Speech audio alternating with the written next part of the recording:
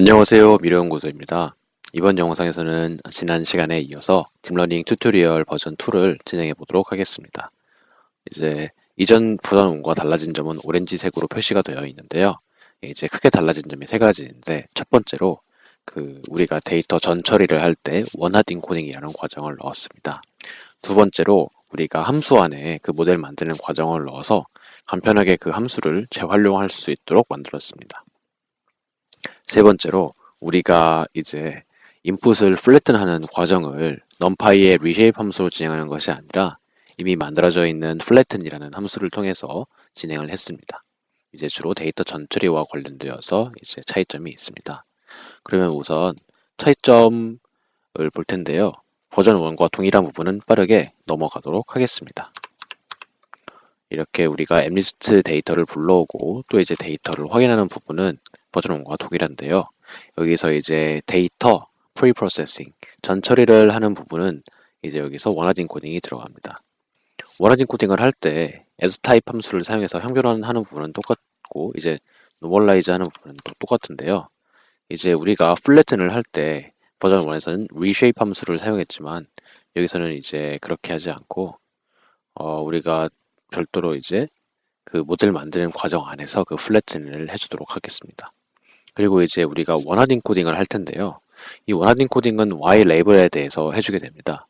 그래서 우리가 이전에 버전 1에서는 그 Y train이라는 어떤 레이블이 5라고 되어 있다면 그 어떤 숫자 모양 5에 대해서 5라는 레이블을 가지고 있다면 지금 Y train 0번째가 5라는 레이블이죠. 한번 확인해 보겠습니다. 인덱스 0을 넣으면 이제 5라는 숫자 모양이 나오게 되죠. 이 5라는 것을 숫자 하나가 아니라 한 줄짜리 벡터로 만들어 보도록 하겠습니다. 어떻게 벡터로 만드냐면 우리가 TensorFlow, Keras의 utils이라는 어떤 그런 패키지에서 toCategorical이라는 함수가 있습니다. 이 toCategorical은 우리가 categorical 크로스 엔트로피를 사용할 때 이제 필요한 그런 함수인데요. 우리가 여러 가지 이제 멀티 클래스를 가지고 클래시피케이션을 한다고 할 때 이 toCategorical 함수를 이용해서 원하드 인코딩을 할 수가 있습니다. 여기서 ytrain과 ytest 두 가지가 있는데요. 일단 이 두 가지 모두 toCategorical을 통해서 바꿔줄 수 있는데 맨 첫 번째에는 우리가 넣고자 하는 값이 들어가고 두 번째는 이제 클래스 개수가 들어갑니다. 그래서 ytrain과 10을 가지고 새롭게 이제 ytrain이라는 것에 어사인을 해주고 ytest도 마찬가지 방식으로 카테고리컬로 이제 어사인을 해주게 됩니다. 그렇게 한다면은 우리가 이제 5라고 가지고 있었던 레이블이 여기 보시면 0, 1, 2, 3, 4, 5 다섯 번째 숫자가 1이고 나머지는 이제 0이다 라는 것을 확인하실 수가 있죠.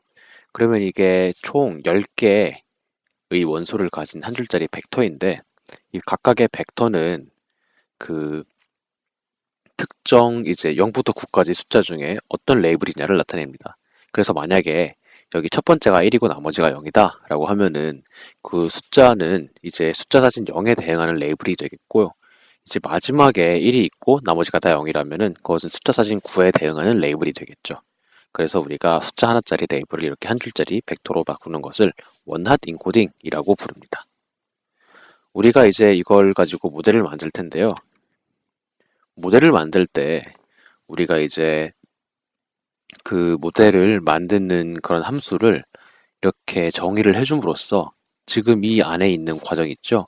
이 과정을 매번 다시 쓰거나 매번 다시 복사 붙여넣기 할 필요 없이 우리의 함수를 다시 호출하기만 함으로써 새롭게 이제 모델을 정의하고 이제 모델을 생성할 수가 있게 됩니다. 우리가 이제 한번 생성해 보도록 하겠습니다. 그러면 우리가 이제 모델 ref라는 거에다가 방금 위에서 만든 create model이라는 어떤 함수를 적어주기만 하면은 이제 그대로 우리가 하나의 모델을 가질 수 있게 되겠죠.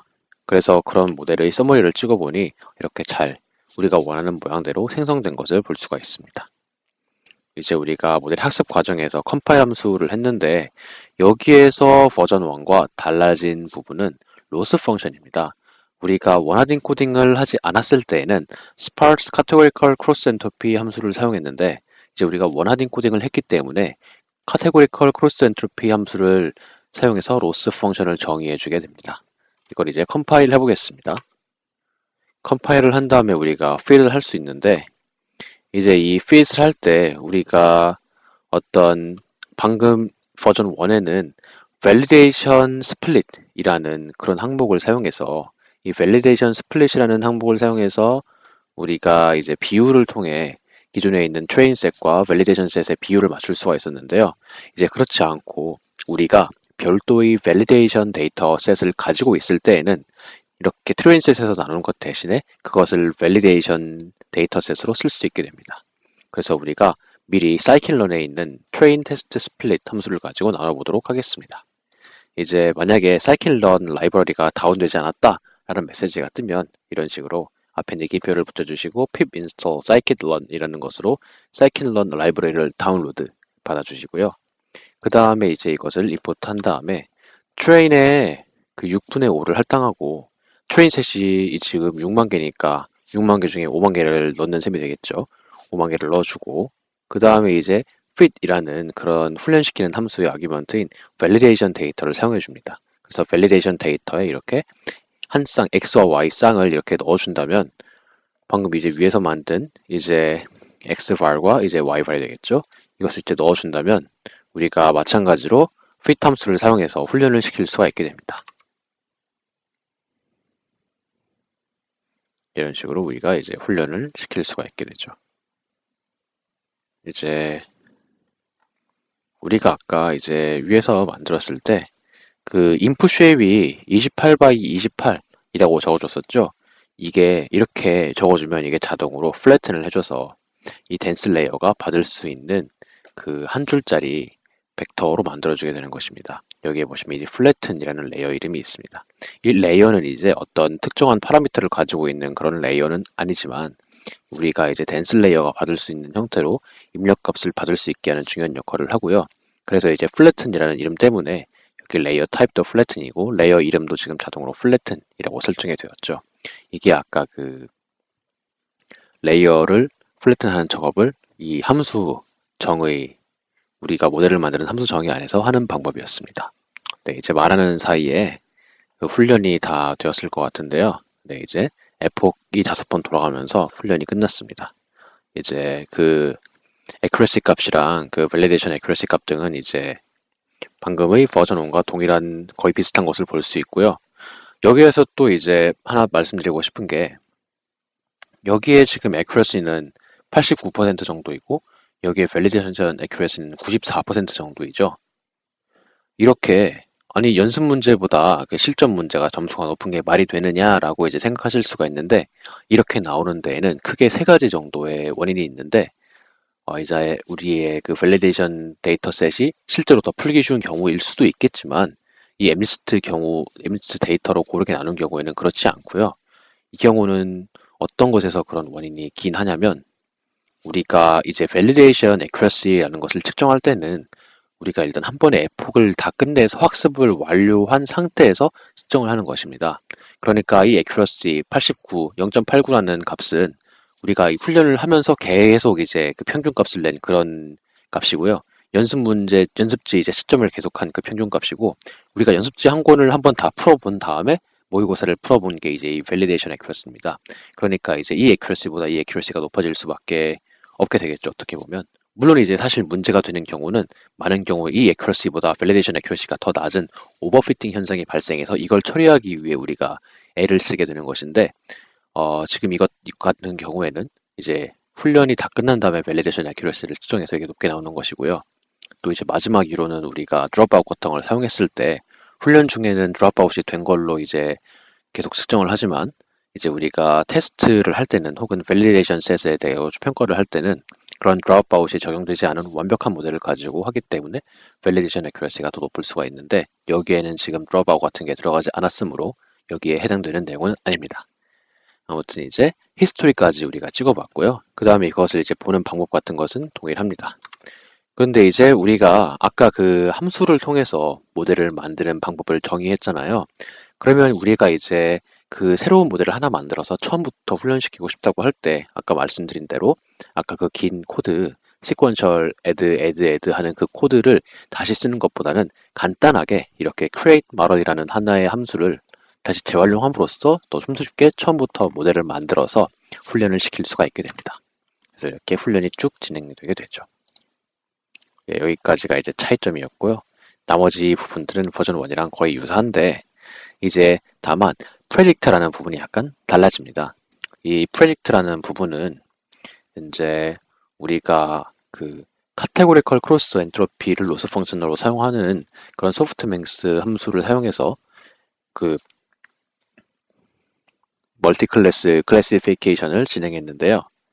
여기서 우리가 맨 처음에 원하드 인코딩이라는 것을 해줬죠.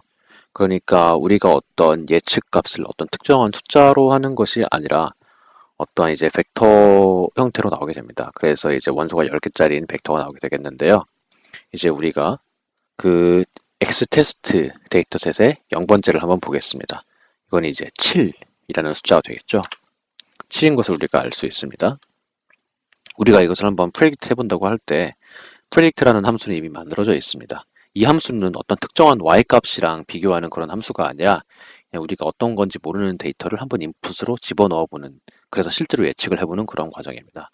그런데 이제 우리가 소프트맥스 함수를 사용할 때는 이제 원소의 각 항이 그 우리의 확률의 각각의 레이블에 대한 확률을 대변해 준다라는 얘기가 나왔습니다. 그래서 여기를 보시면 2의 몇 승이다 이런 식으로 우리가 생각을 해볼 수가 있는데요. 대충 이 값들 중에 가장 큰 것을 우리가 실제 레이블 값으로 예측을 하게 되겠죠. 그러면 이것 중에서 이제 가장 큰 값이 무엇인지를 뿜어낼 수가 있을 텐데, 이거 하는 코드가 이제 numpy 함수에서 이제 이렇게 쉐입을 찍는 것이고, 이렇게 우리가 프로젝트를 했을 때 여기에서 우리가 np argmax argmax라는 함수를 통해서 가장 최대값을 뽑아내 볼 수가 있습니다. 그래서 이렇게 뽑아내 보면 7이라고 예측을 하고 있죠. 그래서 우리가 이제 7이라는 사진을 보고 7이라고 예측을 하고 있으니 이건 잘하고 있구나 라고 우리가 생각을 해볼 수가 있겠습니다. 여기에서 이제 이 프레딕트나 이 프레딕트는 이제 지금 동일한 기능인 것을 우리가 볼 수 있는데, 여기선 다만 이제 A라는 것을 새롭게 할당했고요. 그래서 여기에 이 값과 여기에 이 값이 동일한 것을 보실 수가 있습니다. 그래서 우리가 이것을 이렇게 적을 수도 있는데, 아니면 또 이걸 또 이렇게도 적어볼 수가 있습니다. 이제 같은 얘기였고요. 여기까지가 이제 이번 딥러닝 튜토리얼 버전 2에 대한 내용이었습니다. 이제 무엇을 진행했는지를 한 번 더 복습하자면, 이제 맨 처음에 데이터 업로드를 하는 과정이 필요하고요. 캐글 데이터인 경우에는 약간 다른데 일단 데이터 업로드하는 과정이 필요합니다. 그리고 이제 우리가 데이터를 확인을 하고 그 다음에 데이터를 우리가 그 가공하기 약간 이제 처리하기 쉽게 가공하는 전처리 부분이 있었습니다. 여기에서 이제 원하드 인코딩과 노멀라이즈나 뭐 이런 부분이 있었고요. 그리고 또 여기에서 모델을 만들었는데 이 모델을 만드는 부분을 이렇게 함수 안에 넣어서 간단하게 쓰고 재활용할 수도 있게 만들었습니다. 여기에 플래튼도 이 안에 넣을 수가 있었고요. 그 다음에 우리가 컴파일 메서드를 이용해서 어떻게 우리가 만든 모델을 훈련시킬 것인가를 정할 수가 있었습니다. 중요한 게 이제 옵티마이저를 설정하는 것과 이제 로스 그리고 매트릭을 설정하는 것인데, 로스 펑션 같은 경우는 이제 오늘 말씀드린 부분이지만 옵티마이저 같은 경우와 매트릭 같은 경우는 이건 이제 옵티마이저는 다음 주 7주차에 등장하고 매트릭은 이제 좀 더 나중에 등장하게 됩니다. 그리고 이제 모델 학습은 fit 메서드를 이용하는 것이었는데, 얼마나 많이 학습할지를 나타내는 epox와 얼마나 자세하게 그 결과를 알려줄지를 나타내주는 verbose가 있었고, 또 이제 우리가 devset으로 어떻게 무엇을 쓸 것이냐, 혹은 이것을 트레이스에서 나눌 것이냐, 아니면 별도로 정해진 데이터셋을 쓸 거냐에 따라서 밸리데이션 스플릿을 쓸 수도 있었고, 밸리데이션 데이터를 쓸 수도 있었죠. 그래서 이걸 사용할 수 있었는데, 이제 또 이걸 가지고 우리가 fit을 한 다음에 히스토리를 확인해 볼 수가 있었고요. 그것을 이제 matplotlib 라이브러리로 그려볼 수가 있었습니다. 그래서 학습 과정을 우리가 그래프로 그려볼 수가 있었고요. 그리고 이제 우리가 마지막으로 최종 테스트를 할 때, 테스트셋에서 최종 테스트를 할 때는 evaluate이라는 메서드를 사용했습니다. evaluate이라는 메서드를 사용했고요. 이제 마지막으로 그 실제 데이터로 우리가 예측을 해보고 싶을 땐, 그러니까 어떤 y라는 레이블이 없는 그런 x것만 있는 데이터로 우리가 예측을 해보고 싶을 때는 predict라는 함수를 사용할 수 있었다라는 얘기까지가 나왔습니다. 여기까지가 이제 이번 영상의 내용이고요. 지금까지 영상을 잘 보아주셔서 감사합니다.